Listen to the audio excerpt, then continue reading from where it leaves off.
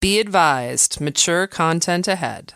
This podcast is brought to you ad-free thanks to the Legion of Demons at patreon.com/NOTLP. If you like what you hear, there's much more at patreon.com/NOTLP. Join the Legion. That's patreon.com/NOTLP. And now the show. How do you do? Just a word of friendly warning. I think it will thrill you. It may shock you. It might even horrify you. So if any of you feel that you do not care to subject your nerves to such a strain, now is your chance to, well, we've warned you.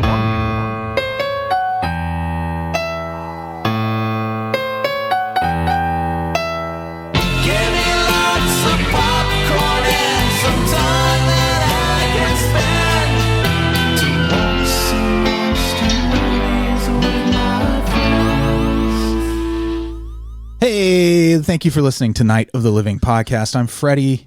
Amy's here. Yes. Andy is here. I'm here. And Kelley is here. Sup. And Joe Biden and Kamala Harris are here in spirit. Hey, guys. Congratulations. The country can now... Welcome to the show, guys. Oh, my God, you guys. I love y'all. Hopefully things will even out for everyone on both sides, right? By the time we're into January and people will start realizing that we can all move forward. I give not a fuck about the other side right now. Okay, that's fine. Right now, I'm basking in the relief. Carol Baskin. I'm Carol Baskining in it. So we're doing folk horror, which we almost experienced more of. We've been through 4 years of folk horror. The folksiest. The folksiest of horrors. Do you know the entire country turned into Texas Chainsaw Massacre. Yeah. If you played a drinking game last night during Joe Biden's speech and took a shot every time he said folks, yeah, you'd be dead today. Folks horror. Which is good that I didn't do that. Night of the Corn Pop. Children of the Corn Pop. So I'm so happy there's a lady vice president. It is great. But we'll stop basking for the rare individual listener out there, the one guy who stuck with us, who's still conservative and is like, maybe they won't bring it up. I cried liberal tears yesterday. Yeah. So Kelley's going to review Santa Jaws on recommendation from our good buddy Paul for straight to video. I'm going to spoil something for you. I loved it. Oh, snap. And then later in the show, we're going to cover the folk horror from, is it Gareth Evans or Gareth Edwards or whatever his name is? Evans. Gareth Edwards is Godzilla. Thank you. Too many Gareths. This is the guy who did the Raid movies. So to see him transition into like a horror film, it was interesting. But we'll get into that. This came out in 2018, I want to say, or 19. 18. Mm-hmm. Netflix original, starring Dan Stevens. Stick around for that. One of you who signs up for our mailing list will be picking our third main attraction. I'm going to go ahead and pull that name now so I don't forget to do it. Pull on it. We don't have both a Republican and a Democratic poll challenger. There's somebody, a million else who are watching from outside. Oh. Tug it. All right. Lynn Walsh. Lynn in Australia! Hey. You'll be picking. I'm sending you a message to let you know that you did it. Girl, you got work to do. Lynn tags me in all these great Godzilla-related things and shares a lot of things to me. Lynn has been in our world for a long time. She has. She has. And patrons, thank you so much. Patreon.com/NOTLP. I kind of teased this a little bit on the Origins episode this week, which was about the Blair Witch movies and Anaconda 3. But changes coming to Patreon that we talked about 6 months ago. Well, because there's a lot of prep work. I don't need to explain. I just so giggling. There's changes to coming to the tiers, but a whole lot more the liberal tiers. A whole lot more like feelies are coming your way, like actual physical merchandise and on a more regular basis, because Patreon will be filling that. On the flip side, we have to change to make that work. There's a minimum amount that each tier has to clock in at for them to allow it.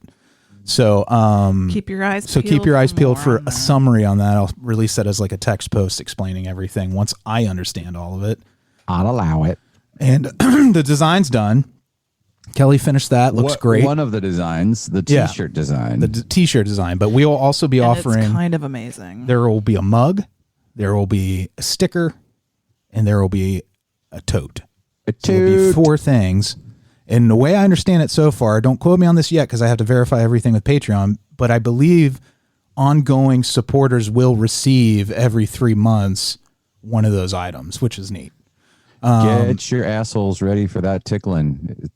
You're going to be so... How does happy one prep their asshole for a tickling?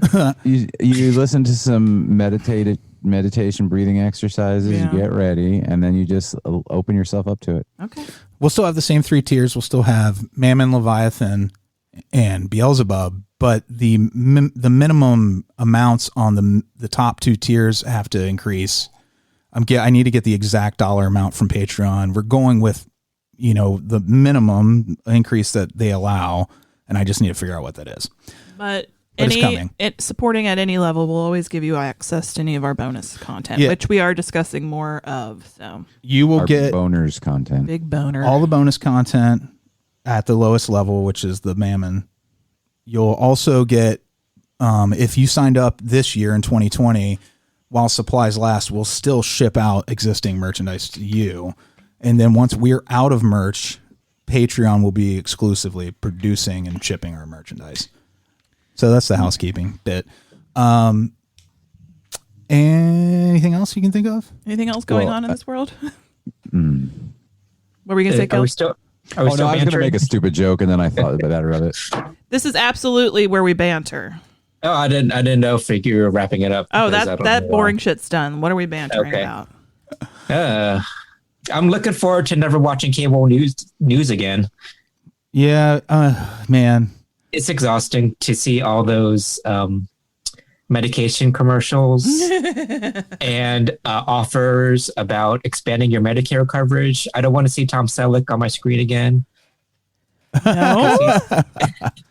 He's pitching all these expand your Medicare coverage. Oh, you mean him in a commercial? You don't. I mean, who doesn't want Tom Selleck in their life? Yes, but it's just I've seen him so much the last couple of days, and I know all about plaque psoriasis now. Moderate to severe. And all the eczema medications. So if you have any questions, just send them to me. All right, Andy, I'm going to take you up on that because I have so many. You have plaque psoriasis and eczema? I wish they still had the Kornacki cam, but it was just on his relaxed sleeping face. I hope he's okay. Yeah. He needs some rest. Yeah, I hope he didn't do too much damage to his body. Too much damage to your body. I don't know why I did that. It has been just a fucking shit of a week, right? Like, it was just like last time we talked, we were like, wow, Halloween, huh? And then we had it feels like a lifetime ago. Like, it feels like months ago. Yeah, it does. It's like, did Halloween happen this year? I don't even remember. And then in the midst of such a time warp of a year, I don't think I understood just kind of what this week, the toll it was taking on me until kind of like this morning when I woke up and I was like, I might die. Yeah, the physical end of it is insane. I think it's why, sorry about that. That was an email being sent to Lynn. Very dramatic. And that was a little dang. And I don't know. We'll figure it out. What were you going to say, honey? I was just going to say the physical side of it. Yeah. Like, I feel so sick and tired. Well, see, what's funny is that's how I knew, because I woke up today. I feel really good. I feel very peaceful and calm. And like, I felt like just sort of lighter and happier. I'll get there. Oh, I'm like mentally, I'm good. Just physically, I'm just exhausted. I'm wiped. Watching live TV is exhausting. Waiting for news. Like every night till like 2, 3, 4 o'clock in the morning. Like it. Oh, well, I wasn't doing that. Yeah, so. You're brighter than I am. Yeah, I stayed up until on election night. I was up until 4 a.m. Yeah. I fell asleep for a little while. Got up. I mean, like, we spent so much time watching MSNBC. I know it wasn't good for us, but we did it. Well, like, I was just trying to match that Kornacki energy. I don't know how you did it without collapsing. I was just. Do they have these people, like these talking heads, just waiting on call to be on air at 3:00 in the morning. Yeah. Yeah. But these are people, as much as I respect a lot of them, these are people that enjoy the sound of their own voice and opinions. So they're like, it's their job too. Like, whenever you want to go, let's go. But they're just waiting for hours, and they get them on for maybe 5 minutes at a time, and they were like, "Okay, we'll check in on you later." Yeah. It's like, they have to be camera ready to a certain extent, and that's exhausting. Yeah, well, they're probably hanging out in the van, drinking coffee and in a van, snorting tons of cocaine. But it's legal because they're journalists. Well, yeah, like you get an exemption. Like, there's no way Kornacki wasn't coked out of his brain. Oh, I'm kidding. Talking about all this, and it was Diet Coke. We had our meetup Thursday, and that was something I think really sustained me. Yeah, it was nice through a lot of this. Yeah, so thank you so much to you guys for continuing to enthusiastically participate in those Zoom meetups. Yeah, and to, nice. to support the show, just to have that support still, and to do all these things through all this madness. These meetups were always designed to be monthly. We would just hang out once a month, and then the shit hit the fan earlier this year, and we were like, we need each other more than once a month, so we've been doing it weekly, and it really is a balm to hang out with y'all and just giggle. And the bomb. Dubomb.com. Mm-hmm.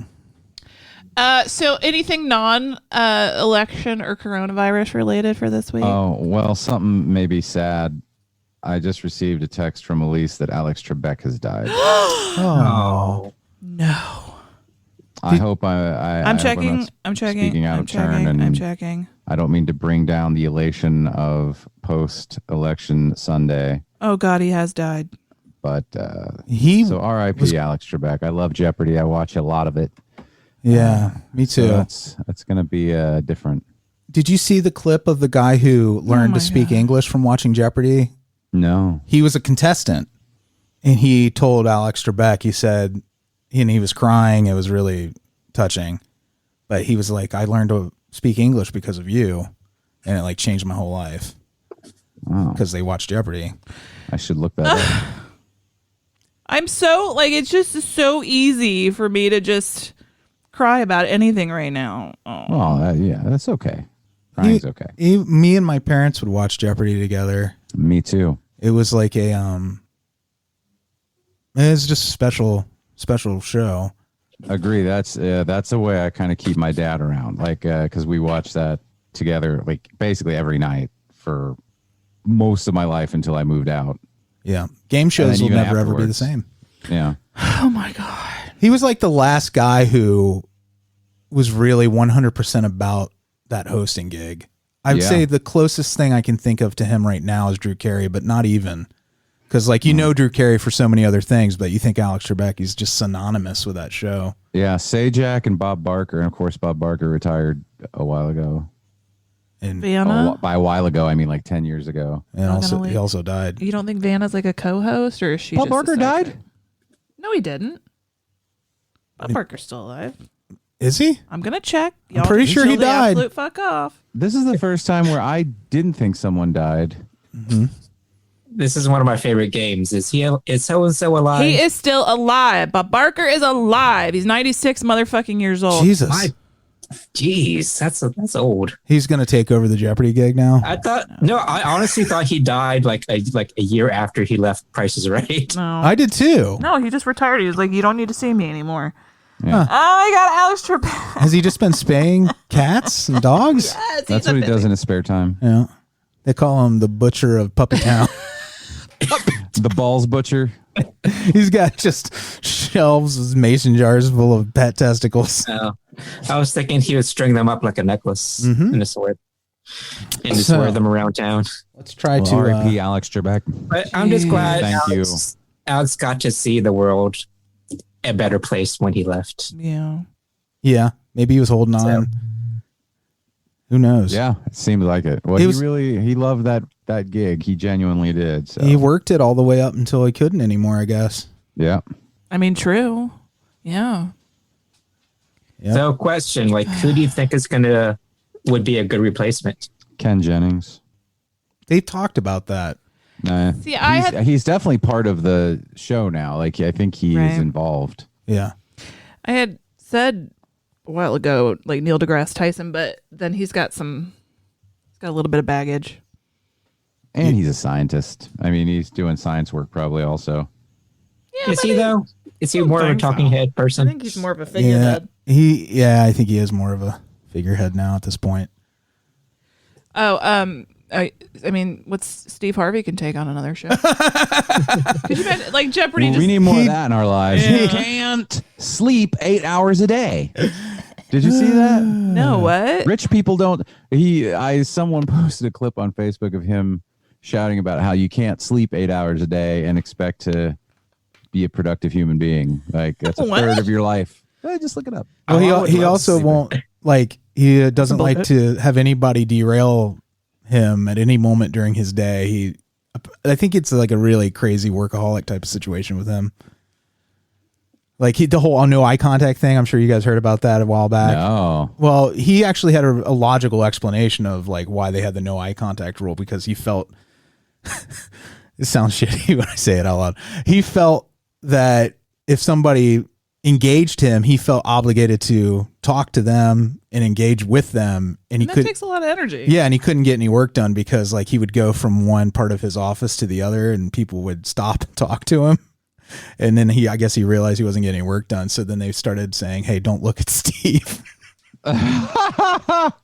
Don't look at Steve, guys. It almost reminds me of that whole John Mulaney Mick Jagger bit. Yeah. John Mulaney. No, not funny. Not funny. I know that TM John Mulaney. obviously this would never happen, but I think John Mulaney might make a good Jeopardy host. He would, but I want him doing stand-up. I know, that's what I mean. Yeah. They need somebody who is so into Jeopardy. I think you're right about Ken Jennings. Yeah. Like somebody who represents like that passion for that show and nothing else. It should be somebody that doesn't make the show about them. Right. Yeah. I mean, because it's funny you bring up talk and game shows, because we were watching Supermarket Sweep last night, the new version with Leslie Jones. And I love her enthusiasm, but at times it's kind of like, is it about you or is it about the game show? Right. I know exactly what you're talking about. Well, I tend to enjoy that the host who kind of like is a big personality that works for me in that kind of show, like Supermarket Sweep. Like, well, you know what you're getting. Yeah. Like, with Leslie Jones, she is such a big personality Like that you're not going to get an alternate version of her. You got a bunch of milquetoast contestants. Like, I don't have time for these fucking weirdos. Biscuits weren't milquetoast. They come in and out of my life so quickly, but Leslie's there all the time. But at the same time, it was very forced, because for some reason they have to name the team after their favorite foods. Yeah. Oh. And they were talking about tangerines, and they were like, "Oh, tangerines, that's a good choice." Yeah, yeah, and they're like, they're easy to peel. And there was just like an awkward silence that hung there. Yeah. They're like, "Yep, like, tangerines." Is this a conversation we're having about how sweet tangerines are? Can you name your team like big old melons?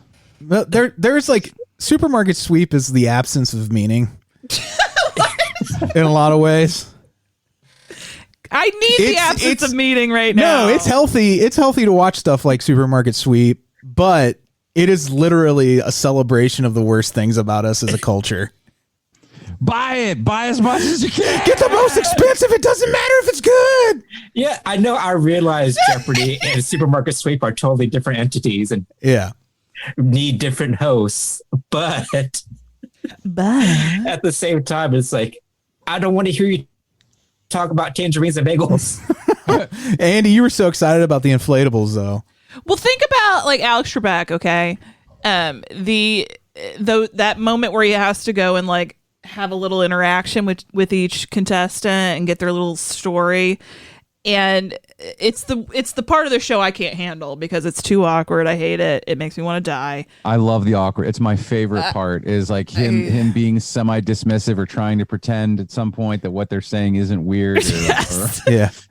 I love that how part deftly most of all.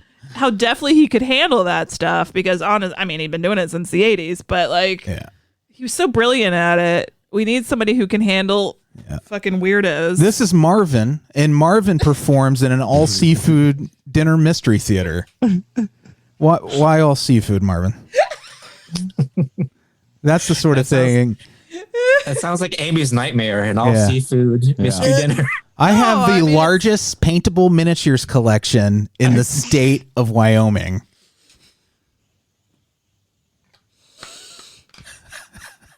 I'd be like, well, Alex, I have a horror podcast.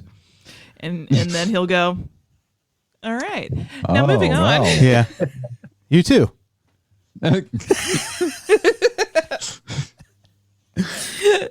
Oh, man. Jesus Christ on a stick. Alex, I'm into taxidermy, but a different kind. Let me explain. Please don't. And he would just handle it. God, what a what do the kids say? The goat. His good for you. The good for you was always the one where he didn't know what to say. Right. Good for you. Good for you. I was so bundle on that one. That sounds so condescending though. Yeah, that's what I love about it. He does sometimes. He's clearly shady. throwing shade at them, and those are the best moments. My grandfather was the first to shark in a spacesuit. Oh, good for you. Now on to Jeopardy. My neighbors dislike me, Alex. Is that the biggest characteristic about you that you're going to say? I keep trying to figure out why. But when I show up on their doorsteps and ask, they're never forthcoming. Good for you. Well, there's your problem. You keep showing up and asking them. Yeah, leave them alone. That's why I don't like you. And You're they're always on my doorstep. forthcoming. Like, you want to be first or second at least. Why don't you like me? All right. God, what a day. What a roller coaster of a half hour or so. What a year. Yeah, What a presidential 4 years. Do you want to deliver on our campaign promises and discuss a couple of movies? No, I want to ban fracking. Frack. Hello, boys and girls. It's time for straight to video Russian roulette. Can't believe you would do this on Christmas Eve. What? Tomorrow is the Christmas Eve comic book party. Well, you should have thought of that before. You're better off without him. Isn't that right, Santa Jaws? Cody! That is not a shark! That is Santa Jaws! I know her! I made her! That is her!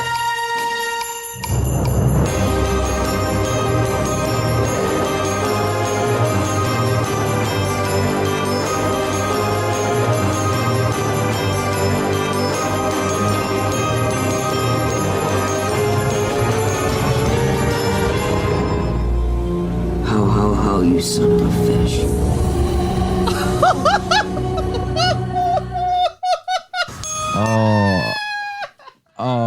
Am I on? Oh yeah. You You're son on. of a fish. Guys. Oh, that's what he said? You son of a fish. Ho, ho, ho, you son of a fish. Guys, I fully expected to hate this. I thought you would too. I fully expected to hate this. And I'm going to tell you, I loved it. And I don't mean I loved it because it was so stupid that it's easy to shit on. I genuinely loved this movie. Oh my gosh, that's so good. Makes me happy. This is so much fun. This is a great, this should have been released at Christmas. This I may watch again with Krampus. Because this looks like like a sci-fi movie, right? That's what it looks like. But it's not. It's not. If I may quote Tommy Wiseau.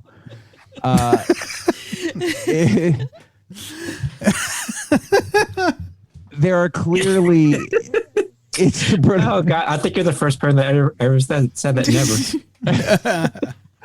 That's what you could say on Jeopardy. I'm the first person to quote Tommy Wiseau. I am the first. That's my interesting fact. Well, Alex, I was the first person to ever quote Tommy Wiseau.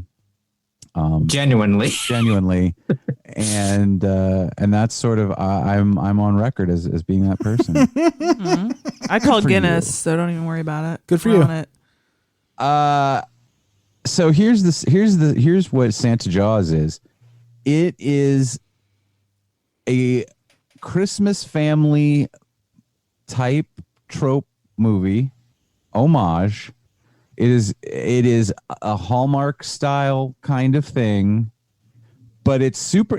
This is what I like about this. Santa Jaws is completely self-aware. All right.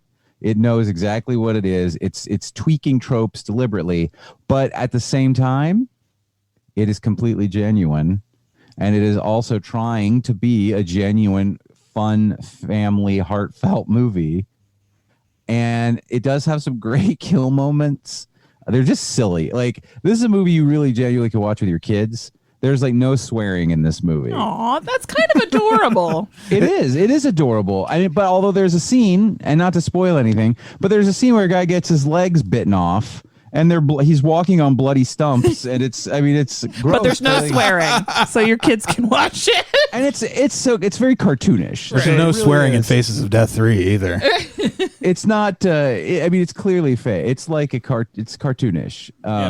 But basically, you have this kid, and it's the family is gathering for the holiday, and there's all these family type stereotype characters, and there's what you think is going to be the asshole uncle who's like all about his job, and then the parents who are too distracted, and then the kid is this comic book artist nerd kid who is sort of your Kevin McAllister, your Ralphie, you know. And you think he's going to be an insufferable sort of just eye-rolling teenager guy. You think everyone is going to be way more annoying than they are because of these tropes and the way it's shot. But everybody's actually like, there's this really sweet scene with the uncle who you think is going to be this asshole who's like married to this woman who's an Instagram influencer. And she is definitely played like a stereotype, but it's cute. And but the uncle is really actually sweet and nice. Like, everyone is nice. Oh, I like that right now. I need that. Yeah, I think you guys will actually like this movie. Aww. It's stupid. Please understand that, but deliberately so. Like, it is deliberately stupid. And I'll just tell. I mean, this doesn't spoil it. So he makes a wish. This kid gets a pen from his grandpa. The best character in the movie, by the way, is his grandpa. He's a fun-loving old guy. Oh, that's so 80s. I love fun grandpas. It is so... This is a movie that loves these movies.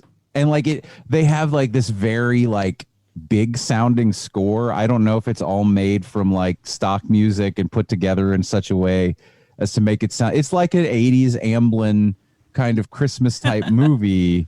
That's with this shark that has a Santa Claus hat on its fin that just eats people. It has a narwhal horn too, right? Well, later. Well, I'm not going to spoil how that happens. It does not initially have a narwhal horn. That's a plot point. You gotta stay tuned for the phase 2 of the Santa Shark shared universe. Yes. Oh, it was. Basically, it did air on Sci-Fi. Yeah. Well, it makes sense, but it's better than that. Yeah. I want to tell you, it's better than that. It's not like it is like that, but it's better. It's a cut above. And the acting is all, I mean, there are actors in it who are better than others, but even the ones who are bad, it's charming, and they're all clearly having fun. And like I said, the characters are all they're sweet people. And the kid, basically, him and his buddy who work at this comic book shop with this other, like the guy that owns the shop, they all put out their own comics as well. And so they wrote this comic called Santa Jaws about this show. Like, it's ridiculous. It's a but right. I actually also like this as the explanation, as it's not like a Sharknado where it's ridiculous, but still scientifically possible. You know what I mean? Like, they at least give you a magical reason, you know, like, right? Yeah. He receives this pen from his grandpa that is a magical pen, and he has this moment where he's annoyed, and he kind of draws Santa Jaws coming and eating people. Well, and the pen, of course, brings things to reality, and so Santa Jaws starts trying to eat his family, and they're near the water somewhere, and it's just really cute, and it's silly as shit, but I really liked it. I'm sold. Yeah, I trust both you and Paul, your judgment. Yeah. And if both of you say, I feel like I understand now why Paul suggested this. He has good taste, like in stuff like this.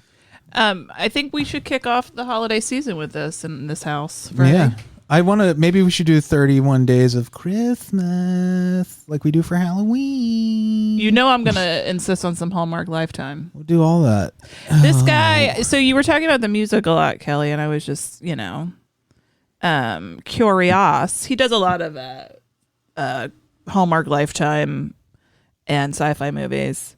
But like a lot of shark movies. I see something called Trailer Park Shark. I don't know if that's really a shark movie. Oh, sure is that like a? It is a shark movie. Is it like a white trash shark? That'd be awesome. Yeah, a wife beater. Trailer Shark. Yeah, it says Trailer Park Shark. A tropical storm floods Soggy Meadows Trailer Park and forces a hungry shark up river. There's something called Ozark Sharks, but like some of these could be about card So sharks. it's all shark. It's all shark puns, basically, right? What? But why not Trailer Shark? Is that taken? Do you think? Oh, maybe. Oh yeah, Ozark Sharks is about sharks. Infiltrating an Arkansas freshwater lake and wreaking havoc on a town's big firework festival. Do you think something happened to this guy with a shark infiltrating something and he's dealing with it through film? Yeah. He's like, I need to just keep writing until I can get out of bed without screaming. Yeah. He wakes up screaming every night. So this guy, he did the music for Jeepers Creepers 3, which we don't talk about. Oh, something called Shark Island. This guy's done a lot of shark shit. He is the king of shark music. He's Shark music.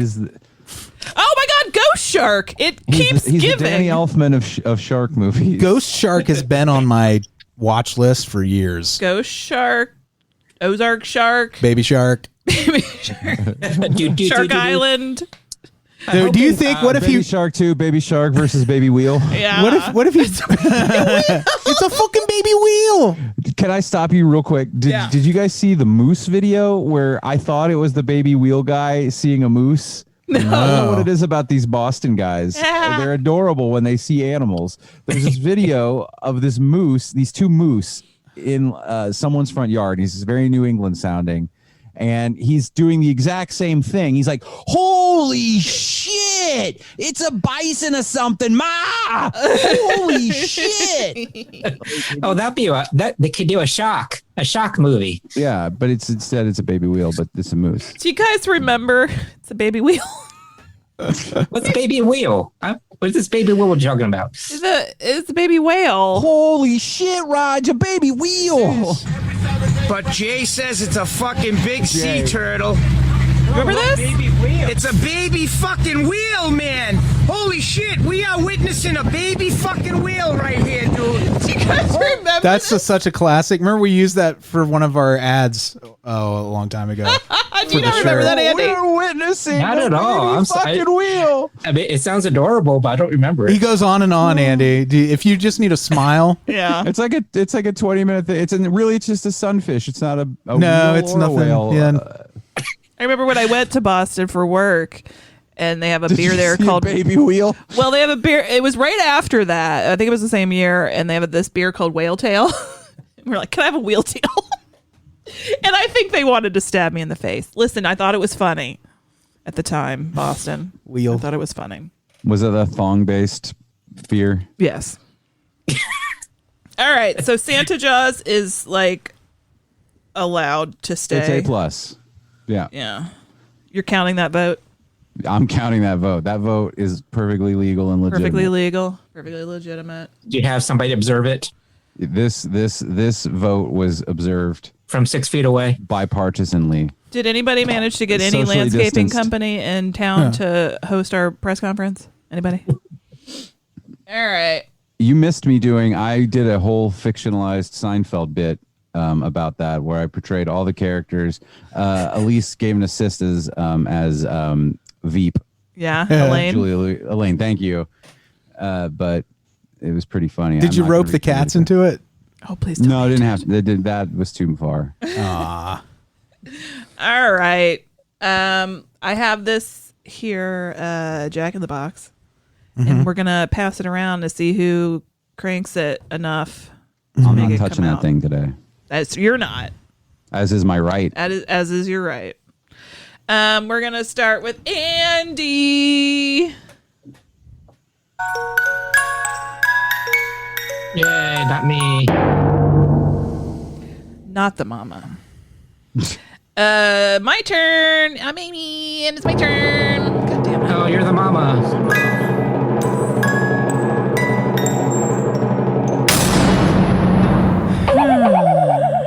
All right. That thing, it looks hurt. I don't know.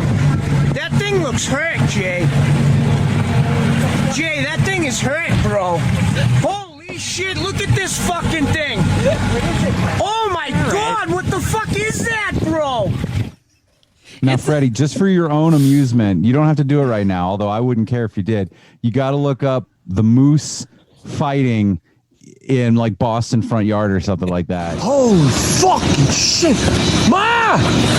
Ma, come outside. There's a fucking moose or a buffalo or some shit they're fighting. Where the fuck are you going? Ma!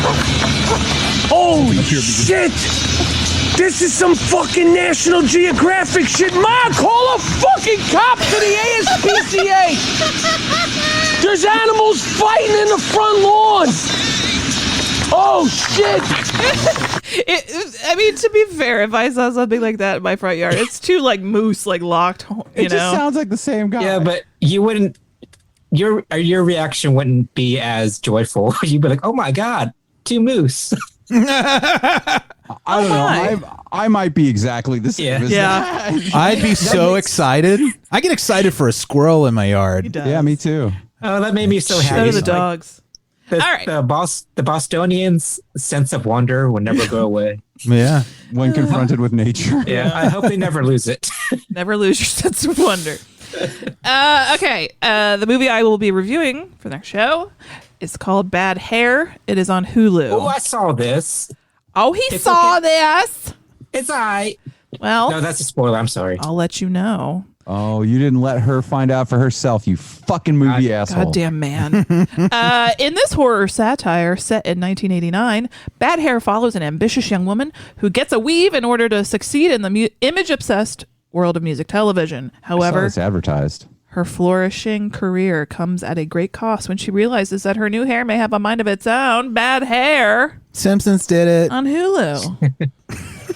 This actually fits kind of with the folk horror theme, so it's very fitting. Cool. Cool. I'll be the ultimate judge of that. Speaking of folk, you'll be the judge of that. I don't know why I did that. Don't know either. Okay, Excuse me. We'll be right back. Hopefully Amy's hiccups will be gone.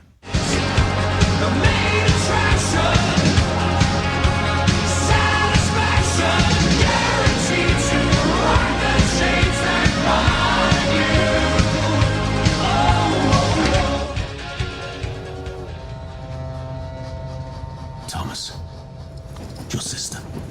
She's gone. These people, they're blasphemers. A cult. A disease. Bring her home. Name? Thomas Richardson. I dream of a world in which each waking day we rise equal. This island, it's our paradise. We have an intruder on our land, and we have to find him.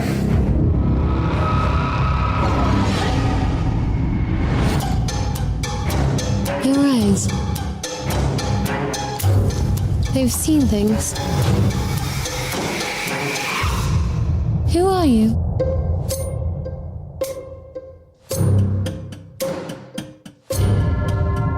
He shall be cleansed according to the edict of this land. The promise of the divine is but an illusion. God is pain. God is suffering. Beware false prophets which come to you in sheep's clothing, but inwardly they are ravening wolves. Let us begin.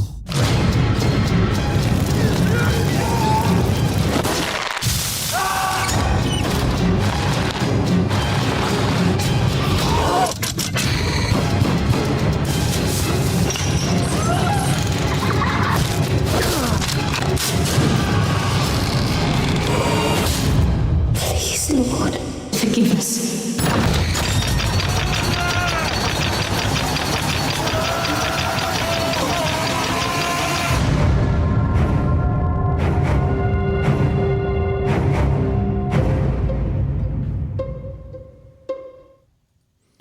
So, Apostle. I dug it. Was that it? I dug it. I dug it too. I think this movie, it's definitely in the tradition of The Wicker Man, solidly. Gareth Evans, such an odd choice for director for this, but he also, I believe, wrote it, so not so odd. But well, when you think about, I can see it. I mean, the Raid movies, action movies like that do kind of, I feel like, are very akin to horror movies. Like, I feel like it's probably not too difficult of a transition. Although I do, for a good portion of this movie, I kept thinking, like, is this folk horror or is this a folk thriller? And then I was like, oh, no, it is. Well, this isn't, his first foray into thriller or horror territory. His first feature was a thriller, and then he also contributed to VHS 2. Yeah. The thing is, he's just an odd. I mean, he's a Welsh guy, and you kind of feel that watching this movie. You can see that part of him, but when you watch The Raid, you would never guess that was a Welsh director. No, I wouldn't. I didn't think it was. Yeah. So then he comes over from that super high octane actioner and makes this movie, which is it's like The Wicker Man pacing wise too. It has a lot of slow burn moments. There's a lot going on. Yeah. Well, I feel The Wicker Man was a lot more focused than this movie. This is kind of where I can see his action movie directing thing coming in, where he just kind of throws a lot of things against the wall. Well, that's true. And some things stick and some things don't. Yeah. Whereas The Wicker Man was just, they're similar stories, but it was just more focused than what was going on with this movie, which was the problem I had with it. It's just too many things going on and it diluted all the other stories. Yeah. Well, we're going to spoil this. Just always, longtime listeners know we always spoil the main attraction. But if you're tuning in for the first time, we're going to spoil every little bit of this movie. So yeah, if you need to stop it and go watch it, do that. It is worth seeing. It is, and I completely get what you're saying, Andy, because The Wicker Man is a much simpler, more streamlined story. And there is the one for me, the one thing that is, I think, a problem with this movie, and I actually really did love it and enjoy it in spite of this. There were places where I kind of lost the thread of what the underlying thing was that was happening. Right. And there were a couple moments where I was like, wait, and we'll get to those, but it's like, who is that lady? Why is she doing that? And where did that come from? So, but overall, I loved it. I thought it just needed to be pared down quite a bit, but because you have this main storyline, you think, I guess, of Dan Stevens being the brothers coming kind of undercover to find undercover brother. Undercover brother. Oh, Zawo. Shared Zawo. He's coming to this island, to this cult, to find his sister who's been taken hostage for ransom, kidnapped for ransom. I love him, by the way. Who is this? Someone well known? Is he in a lot of things? He was in Downton Abbey, and then he did the Guest. He was the Beast in Beauty and the Beast remake. Was he the Guest in the Guest? Yeah. Oh, I love. Yes. All right. He's so intense. I love this guy. He was guest starring. Mm-hmm. Oh. He was special guest star. Yeah. So he's bringing. God, he's got beautiful eyes. He really does. He's awesome. He does. For real. No, he's very intense. I was into him. You're into him, and well, I mean, I'm just kidding. So that's that plot line, that he's there to get his sister back, and he's been tasked to do that without giving them the money. Did you say it's 1905 already? It's a very long time ago. And he is so grimy. When they introduce his character, he almost feels like he's just like an opium addict, essentially. It was a grimy time. Yeah, but even more so. You don't get much backstory of the family or anything. Like, all you are kind of given is this brother being tasked to go get his sister. That's kind of it. Do you even know he's her brother in the beginning? They say it. Yeah, they do say it, because it almost feels like the way they present that scene. It feels like he's just given a job. Well, it's very abrupt. Well, he's like the black sheep of the family, I think, because he's an opium addict. Yeah. And he's grimy. And he's sort of he's a veteran, and I think there's some, a thing about people coming back from war with sort of PTSD problems. Right. So he makes his way. He's making his way downtown. He's making his way in the world today. He's going to this island in Wales. That is the domain of this. Baby wheels. Baby wheels. Comes full circle. Is the domain of this sect of religious folks that are following this dude. It's Michael Sheen. Who I knew it was in this movie, but I did not recognize him at first because I'm used to him being, I don't know, like 30 Rock or whatever. Like you're used to him not being grimy. Yeah, like he just seemed more substantial in this movie for some reason. But he's like the leader of this cult basically, and it's they're like, we're doing our own thing over in this island, and you can't even bring books or written material. All you can do is work there and read the Bible. That's all you can do. Eat and listen to this dude. And then you have to give your blood in a jar and leave it outside here. But then other than that, so sign me up. Right? It's like a Holiday Inn Express. So you have this, like, I'm the brother trying to get my sister plot. We didn't say the reason he's not supposed to give them the ransom is to make sure that she is alive and unharmed first. Right. And then afterwards, it's because they realize that even if he gives them the ransom and gives himself up, they're going to kill him and her anyway. Mm-hmm. Yeah, he sees, that there's that this cabal of 3 men who started this island and this kind of religion thing are keeping a very tight grip. They keep it honest though. The religion in this is not like something they came to this island already. It wasn't already part of their life. They came by it in the old way of they found a god. Yeah. Who saved them from this shipwreck and kept them fed, and then they at once made it their object of worship, but also their prisoner. Yeah, which I love. Yeah. Hence the blood that you have to give. And they started giving it squirrel blood. They tried. And it didn't work out. Listen, you remember in Little Shop of Horrors. Oh, yeah. It is Little Shop. This movie's just Little Shop updated. Too. But instead of a giant plant, it's just some old lady that is clearly some sort of... What if this is a prequel? Nature goddess, witch...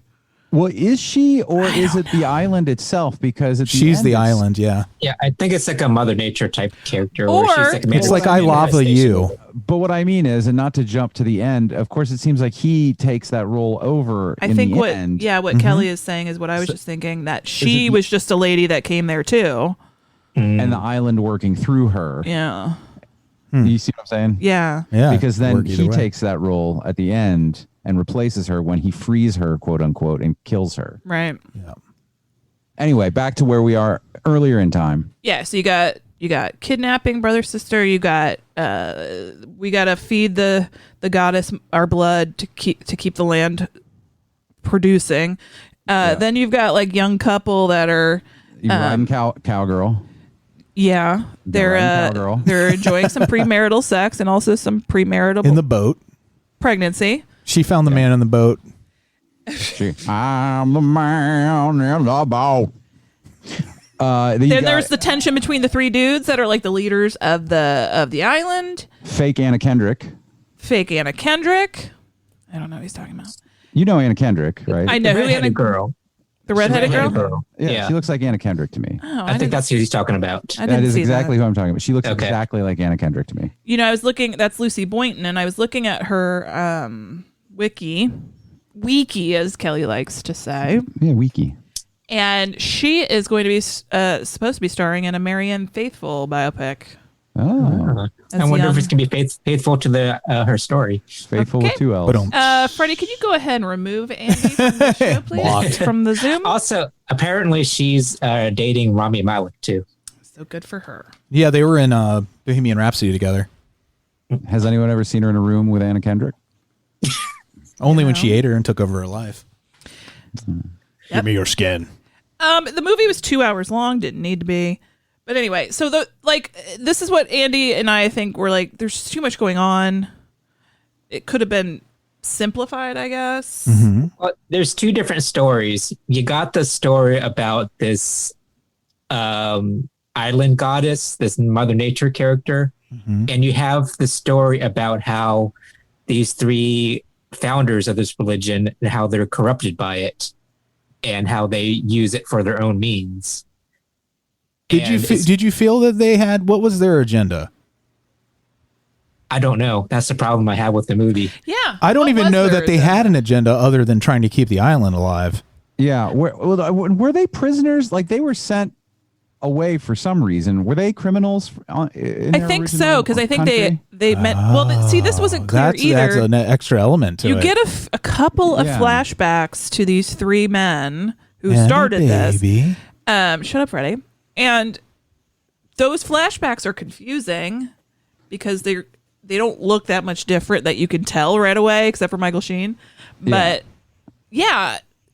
when they kind of mentioned they were running away from something, but what was it? They claim that they're sent away for their religious beliefs, but then you find out that those beliefs didn't happen until they get to the island. So then you're left wondering, like, well, why were they actually sent away? Yeah, and so maybe they were just fucking criminals. That's appealing to me, whereas that might be frustrating for a lot of viewers. Well, I'm with you, Freddie. I think it's appealing as well. Yeah, I like the loose ends, and I like the weird bits that I do feel like I could revisit like to speculate and theorize. Yeah, it's fun. Impregnated with wonder, as Pete Holmes would say. Yeah. I need answers immediately. I need Steve Kornacki. I need to be spoon-fed. I like the tension they build up in the very beginning when Dan Stevens' character, by the way, Thomas, they named him that, I guess, he's the Doubting Thomas character. Oh. I had to look that up. He's super great. Not Doubting Thomas. Had he been a missionary? Is that what he was? Initially, yeah, when he went to Peking. So he went to Peking, tried to force his religion on the people there, and they responded by saying, "I'm going to need you that very much," and they branded him. Fuck all the way off, which is what I just tweeted to Megyn Kelly this morning. I hope she reads it. Did you burn her cross down? And God, I'd love to.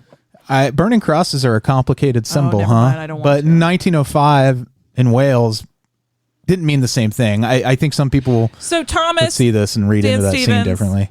The brother, he has a complicated history with religion. He's no longer a fan. Then you got the kids. The more I think about this, the more I was kind of very disappointed by this movie. So you had high expectations for it? No, not necessarily. Had I seen this before seeing Midsummer, I would have loved this movie. Loved it. Well, yeah. Midsummer did a better job. Yeah, I did want to say that I really like XYZ movies, but I feel like they are sort of the lesser person's A24. Like this feels like a movie that aspired to an A24 kind of movie and is just like sort of the B version of an A24 movie, which is still very, very good. Yeah, I think it's a great movie. I just think if you had 2 hours to live and you could watch either Midsummer or I would watch Midsummer. You'd watch Midsummer. I think most people would. Agreed. That's what I mean. It's like it's almost like it's aspiring to be like a Midsummer. Although I think this came out first, right? Of course, yeah. Yeah, but that level of movie, that type of movie. But Midsummer was a lot more focused than this movie. That depends on who you ask. Now, I've heard people make the same exact complaints about Midsummer that we're making about Apostle. I think, the reason why we selected this is because of the folk horror aspect of this goddess that you must appease to keep your land rich and fruitful. Yeah. I selected it because it came up in Google search results for folk horror. But so there was no thought process. I had no idea what this movie was about. I wanted to see it when it came out. I remember a lot of people were into it. And I wanted to see it because of the director, but I didn't know. I had no idea what you're saying it was. But I wanted to say I didn't get enough of her or the thing. Yeah. Or what it was. Well, the trailer leads in the middle. Yeah. The trailer leads you to believe that it's mostly about that, as opposed to it's like people are mean when organized religion gets I mean, yeah. If it was about one or the other, I think I would have liked the movie a lot better, because I liked how they showed how the beginnings of religion and how these rituals and traditions kind of spring out of nowhere and have like no meaning behind them. And I like that examination of how a religion starts and how you can convince these people to believe what you want. But it got muddled by the other storylines, I think. If I can, sorry. Go ahead. No, you go. I was just going to say this reminded me of M. Night Shyamalan's The Village. Except where in that movie took a turn where I'm like, fuck this. See, I kind of liked that. Well, now in hindsight, I probably would go back and watch that movie and get something else out of it. But at the time, it's not what I wanted to see. It's not the resolution I wanted. This movie built to something and then delivered it in the end for me, which is what I wanted it to be, is a true folk story with a real God in it and real horrible. I hate that use the term torture porn, but there's those moments in this that they're horrifying in a way that you're like, there's a twisted logic behind the elaborate way in which they sacrifice people and punish people that is really chilling. And they do a great job of foreshadowing that stuff, much like Midsommar did, through just having these elements in the background throughout the movie. But it's a different type of horror. Like the horror I wanted to see was from the goddess and nature and the folk aspect of it. But the horror came in because humans are bad, not because of this other being. But I think that's at the core of the theme, that when you're dealing with like gods in and of themselves aren't good or evil. Mm-hmm. They're forces of nature in these kinds of stories where the morality can never be coming from that element. Then it's not the same subgenre anymore. That's why I'm saying it's like two competing movies against each other. I would have wanted more about the supernatural or whatever, as opposed to the human horror. More with the bees. But do you think, Andy, that maybe at least a certain percentage of that feeling, which I also feel, is due to I've seen so much human horror over the last 4 years. Yeah, I don't have emotional bandwidth for it, and I don't want to see it. It's like it hit too close to home, because I don't want to like bring up the politics again, because it is. I mean, I want to get past that, but it is a cult, the Trump cult. Yeah, and you can see how these people get so wrapped up into it that they lose kind of their morality. Yeah, and it's when you're building your morality on a concept that there's this thing I need to feed to keep everyone alive. It twists your morality, and it makes it like, in your analogy, Andy, you could say that for the Trumpers, it was the economy, was the lady they had, like give our blood squirreled to, away and gave our blood to, and it didn't matter what else was going on, because the way their worldview is, if this fails, nothing else matters. It's the first domino. No, I get that part, but in this movie, you also had how these people were fighting for control over who's going to lead this religion. And that's another storyline that just got added to all the other things.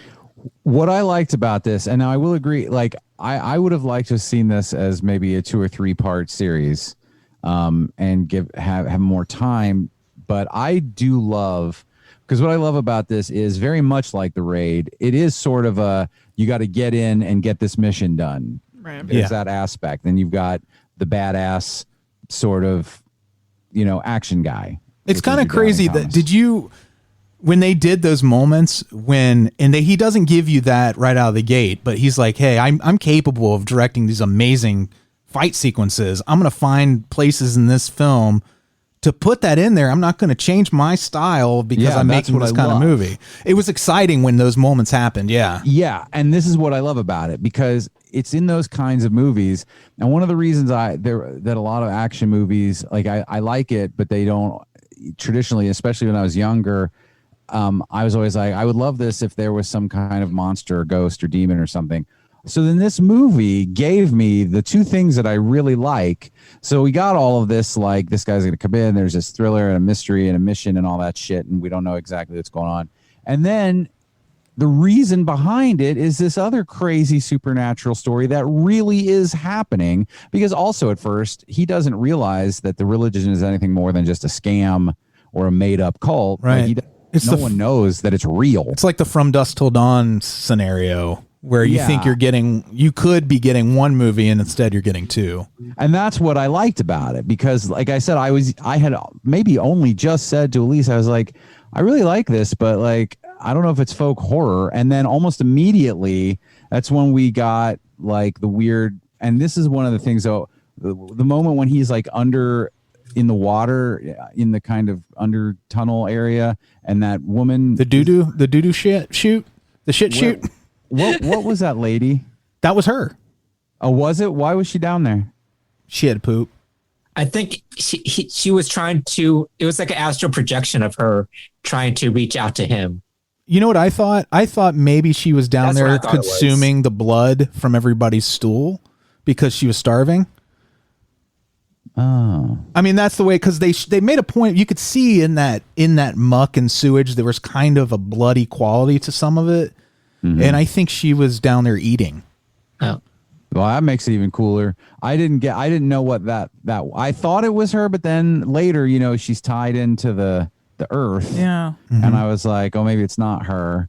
And that's what confused me, because there was sometimes things were a little confusing for me. Right. You and me both. I don't think he wants you to get that's the trick too with these kind of movies like this. And I'm learning about folk horror. This is not something I mean, my experience with it has strictly been The Wicker Man, which I thought at the time was a one of a kind movie. And then as I became a big boy into the deeper catalog of horror and learn more about this stuff. And then Midsommar came out, and then I realized that there are tropes within, because I hate subgenres in a way. I hate them and love them.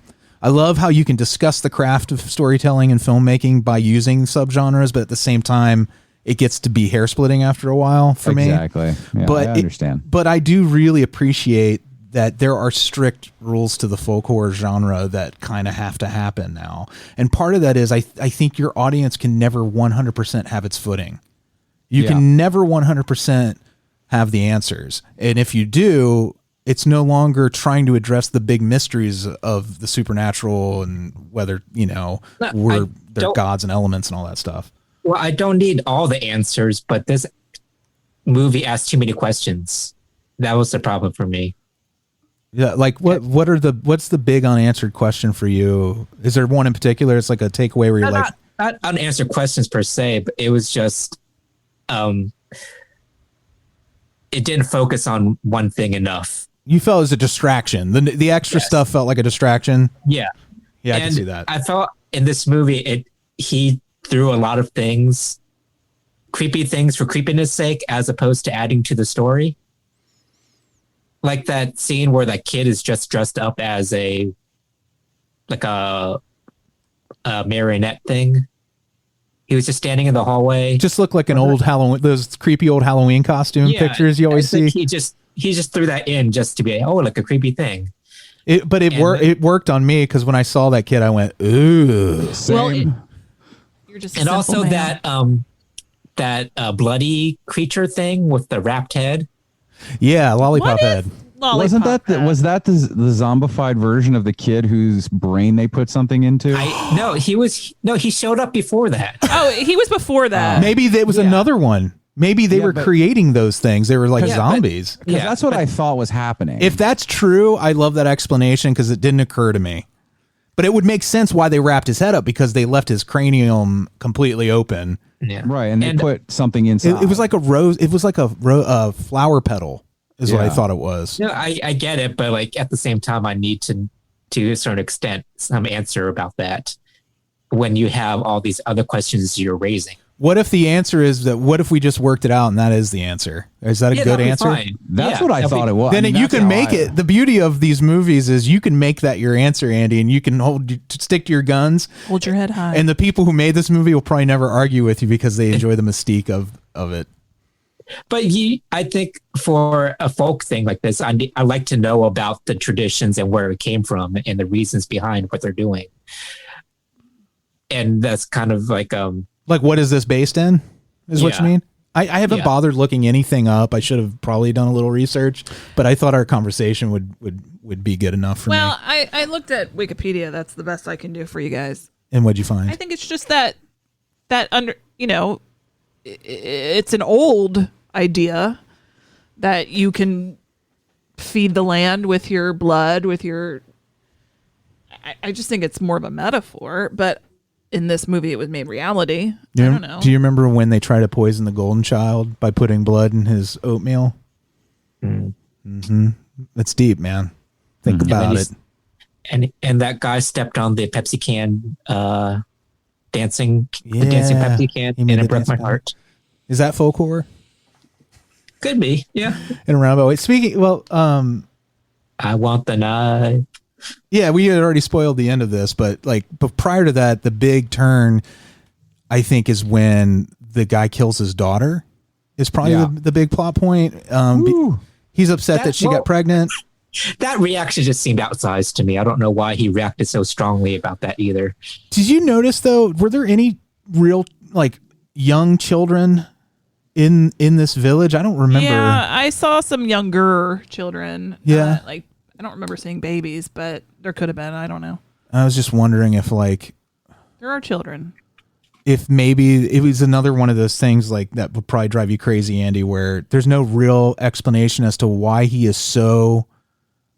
It's just your regular run-of-the-mill religious fanaticism. Is it an honor killing kind of thing? Yeah. You think? Well, it also sounded like, because as you saw, when they were birthing the farm animal, that something was happening to where the goddess wasn't getting what she needed, and so everything that was growing wrong, including mammals. And the land was corrupted because the people were corrupted. Leading the religion were corrupted. I think that's the metaphor we're going for. They're trying for. Including the livestock. And so he is yelling at her and saying, this is going to be born fucked up.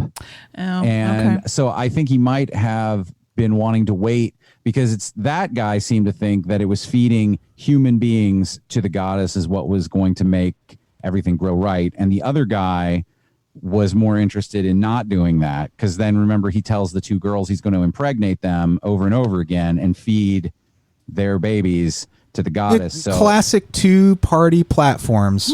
Yeah. And so I kind of felt like it was like he didn't want his child, because they probably also do need to produce more children, and they can't, because everything that's being born right now is being born mutated and fucked up. Okay, I forgot about that. I have a plan. We feed 1% of the babies to the god. We keep 99% of the babies for farm labor. Well, I'm not. They all go to school for free. I'm not a one platform voter, Freddie. It's you got to think about the. You look at the picture. issues, yeah. You're like, how many? Well, do you feed it humans or squirrels? First, let's see. Are you gonna do a single pair or a bunch of raccoons into the god's mouth? Yeah, I mean, I get that this guy wants to feed babies to the goddess, but I like his tax plan. It's I get it, but I get to keep more of my money. Folk horror does seem like extreme propaganda put to use in storytelling, where you're like, because all these are things that one group has said about another throughout history until people were like, I can verify that they did not eat babies. Right. I have the proof. I'll tell you right now, nature will get all your babies.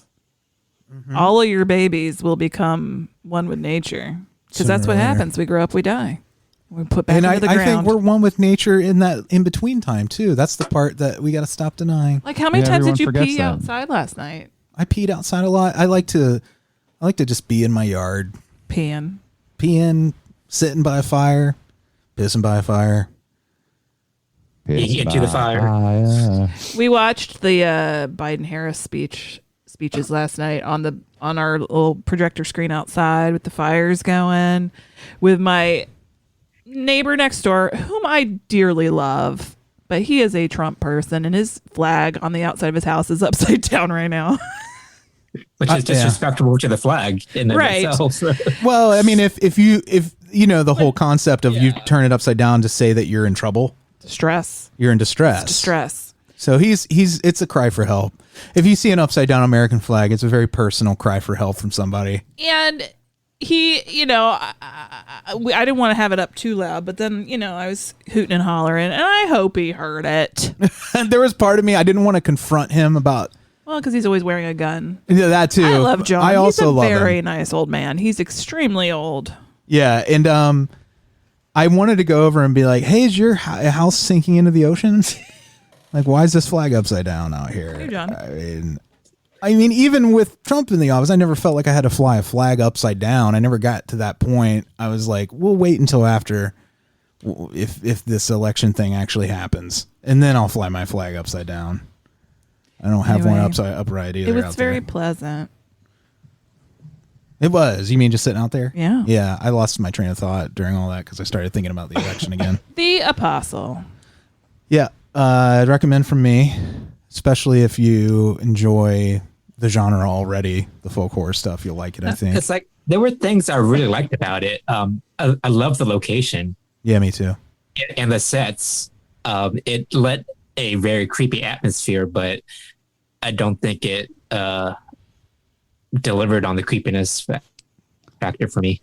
Big recommend for me. I thought that it did deliver creepiness for me, and what it really did, it was super intense. The tension was really thick, and they kept ratcheting it up. There were some visceral squirm moments for me. Yeah, I love the gore moments. Those are pretty cool. Yeah, and I kind of liked, again, much like I do with those A24 movies and with other XYZ movies, I like unraveling the mystery with you guys. Actually, I love talking it out and like getting everyone's perspective on the things that I didn't understand, and then sort of making those connections. That's the kind of movie I enjoy. That's why I loved Hereditary so much, is like you could just keep peeling back layers as you talk about it more. Yeah. Yeah, they're movies worth watching a second time. I'll just reiterate, it didn't quite measure up for me. But I'll tell you, great cast. Mm-hmm. Really good cast. Like, you can't fault that. And, Dan Stevens, he's got beautiful eyes. He does. I was thinking about something too. I want to stare into them and talk about Star Trek. Scented soaps. I feel he should be a bigger star. Oh, I think he is. Agreed. He's a bigger star than anyone knows. I think he's just going to explode into the mainstream soon. I like a star in my mouth. Yeah. Do you guys feel at all like maybe he was cast because in this, at least, he's hit that age where he kind of favors young Donald Sutherland in some ways. I mean, he's got more like traditional, refined, good looks, but he has like a vibe about him that kind of fit that look to me. I just kept thinking of, not just because the movie is so similar to The Wicker Man, but he had that kind of vibe about him. Oh, Donald Sutherland's not in there. Not Wicker Man. I mean, Body Snatchers. Not Bodies. Don't Look Now is what I was thinking of. Now, Sorry, yes. I'm thinking of that Donald Sutherland. Why did I say Wicker Man? Because we've been talking about The Wicker Man 1,000 times. Oh, Don't I Look didn't Now. think of that. Yeah. I'm not saying you're wrong. It had not occurred to me, but that is entirely possible. Yeah, he's kind of just got that vibe about him. You got a vibe. Speaking of folk horror, this is something that maybe in the future we can cover on the show, but I marathoned Servant, the new series M. Night Shyamalan did for Apple TV. It's been out forever. It was like one of their launch shows. And I finally watched it, and it's ironically also fits perfectly into the folk horror theme.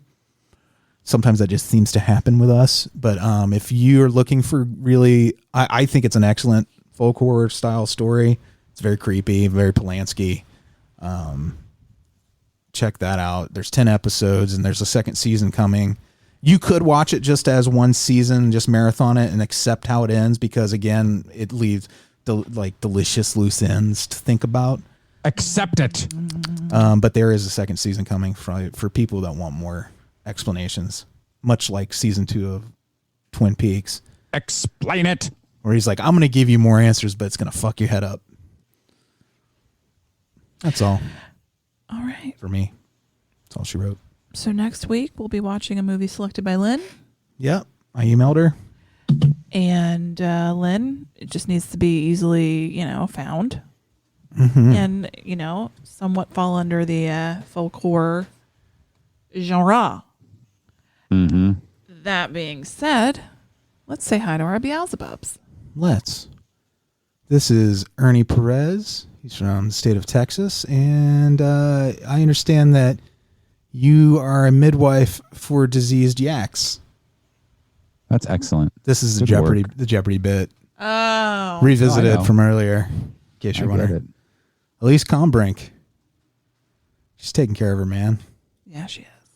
Mm-hmm. Are you she disappointed that you won't be going back to work now because Trump didn't win? He was going to send everybody's husbands back to work, I heard. Yeah.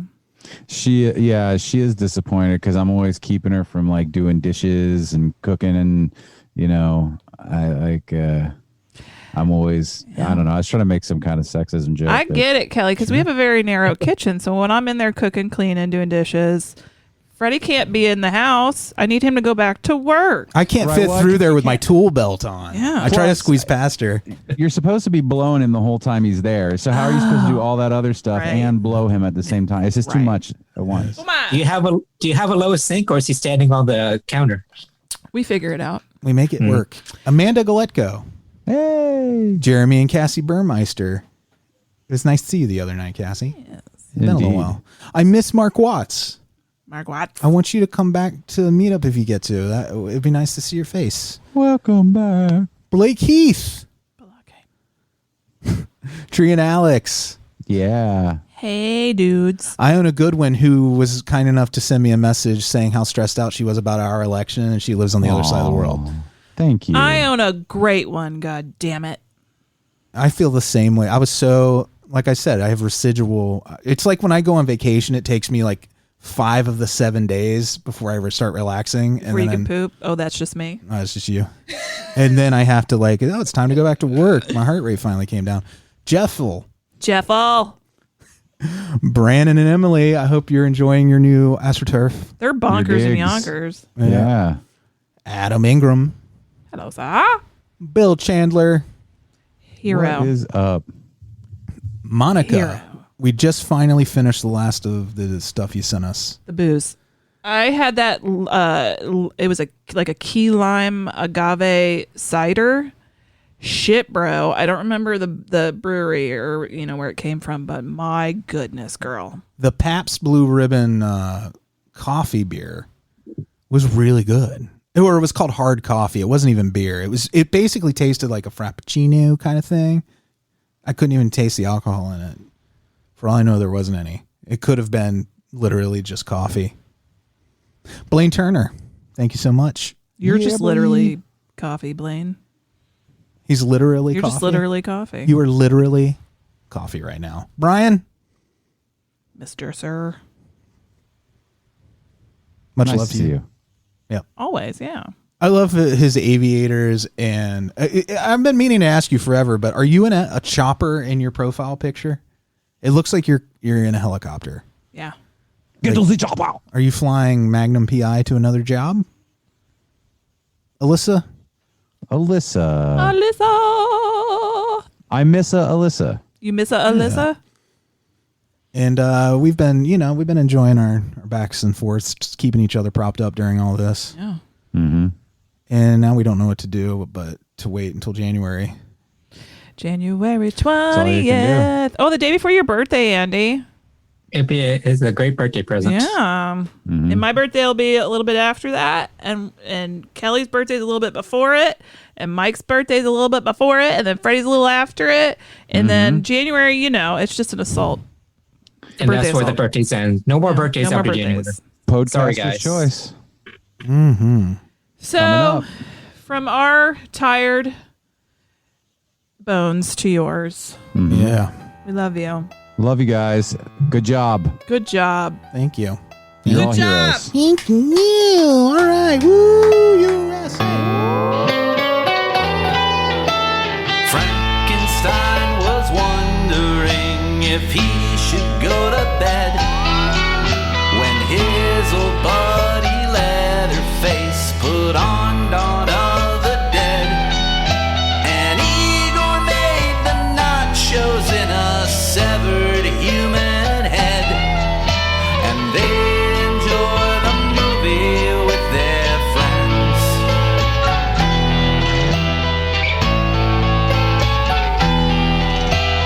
David Kessler walks lots of